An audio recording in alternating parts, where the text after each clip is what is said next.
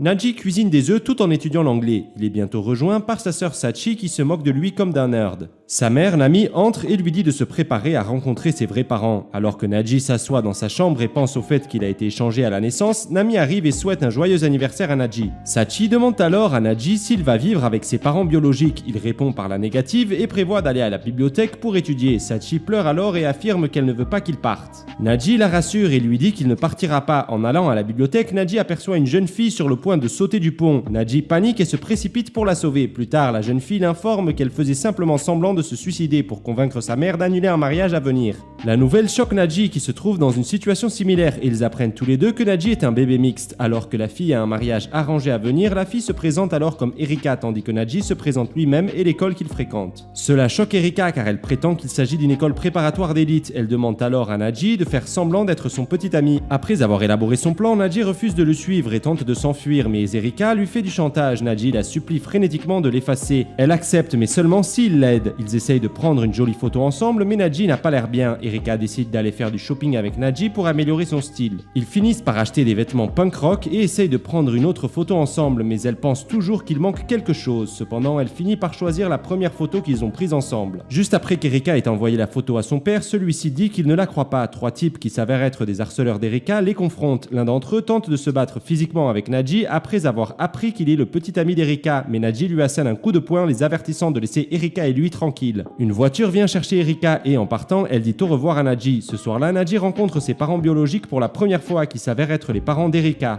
Ils lui révèlent qu'ils sont en train d'organiser leur mariage. Le lendemain, la rivale de Naji, Hiro Sagawa, le croise par hasard et lorsqu'elle s'éloigne, Naji déclare ouvertement qu'il la battra à l'examen suivant. Le lendemain, Naji apprend qu'Erika va se rendre chez eux. Les deux parents de Naji quittent alors la maison. Alors que Naji se prépare à rejeter poliment la demande de fiançailles d'Erika, il est rejoint par Sachi qui a entendu dire qu'Erika allait venir. Naji le confirme et elle note qu'Erika est sa sœur, sa vraie sœur par le sang. Cela met Sachi en colère contre Naji et le laisse seul. Quelques heures plus tard, Naji vient de finir de passer l'aspirateur dans sa chambre. Lorsque Naji sort pour vérifier si elle est arrivée, il trouve Erika assise juste devant sa porte. Naji dit qu'elle aurait pu sonner à la porte. Entendre cela surprend Erika. Naji laisse Erika entrer et lui propose de s'asseoir, mais elle insiste pour s'asseoir sur une étagère. Cela déconcerte Naji qui lui dit qu'elle peut s'asseoir sur le sol et lui demande ensuite d'enlever ses chaussures. Après leur avoir servi des boissons, Erika demande si elle peut visiter la maison. Après lui avoir fait visiter, Erika dit à Nagi de venir chez elle. Lorsqu'ils arrivent, il est stupéfait par sa maison. Ils commencent à réfléchir à ce que la vie aurait été s'il n'avait pas été échangé à la naissance. Erika dit qu'elle refuse d'aller jusqu'au bout des fiançailles. Naji demande alors pourquoi Erika voulait visiter sa maison. Elle répond que c'est parce qu'elle voulait parler à ses parents. Naji lui dit que ses parents ont un restaurant. Erika demande à y être conduite. Le soir même, les deux hommes se rendent au restaurant de ses parents. Naji a peur qu'Erika se comporte de manière inappropriée. Erika semble ne pas avoir apprécié la nourriture, mais elle dit quand même que c'était délicieux. La mère de Naji, ou plutôt la mère d'Erika, fait remarquer qu'Erika ressemble beaucoup à Sachi. Erika s'énerve et part brusquement. Naji la poursuit jusqu'à ce qu'elle s'arrête près d'un pont pour avouer en larmes qu'elle voulait se rapprocher d'eux, mais qu'elle a peur qu'ils ne l'acceptent pas. Naji la rassure et ils repartent. Nami embrasse Erika et elle continue à manger. Naji raccompagne Erika chez elle et elle le remercie pour cette merveilleuse journée. À ce moment-là, un chauffeur arrive et les conduit à la maison dans laquelle Erika et Naji vont vivre pendant les 2 prochaines semaines. Avant d'aller se coucher, Erika suggère qu'ils établissent quelques règles afin qu'ils ne fassent rien de érotique. Naji accepte. Le lendemain, Naji est réveillé par une Erika qui hurle dans la salle de bain. Lorsqu'il arrive, Erika lui fait remarquer qu'un lézard se trouve dans la salle de bain. Cependant, la réaction de Naji face au lézard lui donne le courage de s'en occuper elle-même. Plus tard, Naji découvre que son téléphone n'a plus de courant, il en est désemparé. On sonne à la porte, il s'agit d'une livraison des faits personnels de Naji. Il la supplie alors de ne pas se débarrasser du colis car il contient des choses précieuses pour lui. Naji aide Erika à faire ses selfies et prend ensuite des photos d'elle, ce qui donne lieu à un moment gênant entre eux. Après cela, ils continuent leur séance photo à l'extérieur. Naji utilise alors un tuyau pour créer une splendide photo d'elle se faisant frapper par l'eau. Impressionnée par la photo, Erika veut en prendre d'autres, mais Naji refuse, ce qui entraîne un échange de coups de tuyau entre eux. Une fois l'affaire réglée, Erika lui demande pourquoi il étudie autant. Naji lui explique qu'il veut que ses parents aient une vie confortable. Après cela, Naji prépare un dîner pour eux deux. Le lendemain, Naji part pour l'école et trouve dans son casier à chaussures un mot laissé par Hiro qui lui demande de la retrouver sur le toit après l'école. Au début, Naji croit que le mot est faux, mais s'il se rend compte qu'il est vrai lorsqu'il découvre qu'Hiro le regarde toute la journée. Plus tard dans la journée, Naji apprend qu'il a eu la meilleure note, ce qui choque tout le monde. Après l'école, Naji rencontre Hiro sur le toit qui lui déclare qu'elle le battra au prochain examen. Naji a toujours été impressionné par Hiro, mais cette rencontre lui a permis de la respecter encore plus. plus, Nadji a attrapé un rhume. Malgré cela, il veut continuer à étudier. Pour aider Nadji, Erika s'habille en tenue de médecin et lui rend visite dans sa chambre. Mais Nadji refuse de jouer le jeu et veut étudier seul. Quelques instants plus tard, il s'évanouit d'épuisement. Il se réveille alors dans la chambre d'Erika et le complimente sur son ambition, ce qui les rend heureux. Les résultats de l'examen sont publiés et Nadji se classe premier. Il reçoit alors une autre lettre d'Hero dans son casier à chaussures. En la lisant, Nadji se précipite sur le toit et y trouve Hero. Lorsque celle-ci lui demande pourquoi il s'obstine à la vouloir surpasser, Nadji répond qu'il a l'intention de lui avouer ce qu'il ressent lorsqu'il l'aura finalement surpassé en tout. Hero ne trouve pas cela mignon du tout. Elle le rejette, mais Nadji refuse de céder et jure de la battre en tout. Ils finissent par s'épuiser tous les deux sur le sol après avoir fait la course pour récupérer leur sac à dos en premier. Hero lui annonce qu'elle est déjà fiancée. De retour chez lui, Nadji contemple la situation allongée sur son lit. Erika apparaît alors dans la chambre de Nadji pour lui rappeler que leur séjour de 2 semaines est terminé. En bas, Nadji a préparé ses affaires et tous deux réfléchissent brièvement à leur séjour dans la maison qui, selon Nadji, était amusant. Nadji dit respectueusement au revoir à la maison et ils partent tous les deux sur des chemins séparés. Cependant, il est surpris de voir sa maison fermée à clé en arrivant chez lui. Nadji apprend qu'il y a eu un problème de plomberie, ce qui a obligé sa famille à déménager et à s'installer dans une autre maison temporaire. Nadji demande donc à son père biologique la permission de rester à la maison, ce qu'il accepte. En arrivant à la maison, Nadji est surpris de voir qu'Erika est toujours là et apprend qu'elle veut être plus indépendante. En entendant cela, il propose de l'aider. Le lendemain, Nadji l'informe que Sachi va venir chez eux et Erika est nerveuse car elle va rencontrer sa sœur. Nadji rassure Erika en lui disant qu'elles vont certainement s'entendre. On sonne alors à la porte et on voit Sachi accroupi devant la porte. Après avoir été escorté à l'intérieur, ils se saluent. La situation est un peu gênante. Voyant cela, Nadji propose à Sachi de lui montrer sa chambre. Sachi dit qu'elle était anxieuse de rencontrer Erika pour la première fois. Nadji leur fait ensuite préparer le dîner ensemble. Au début, Erika et Sachi ont du mal à cuisiner, mais à la fin, ils font quand même un bon repas. Alors qu'elles apprécient leur repas, Nadji commente les similitudes entre Sachi et Erika. Si vous êtes curieux de savoir comment l'histoire va se dérouler et si Nadji finira avec Erika ou Hero, dites-le moi dans les commentaires et à la prochaine!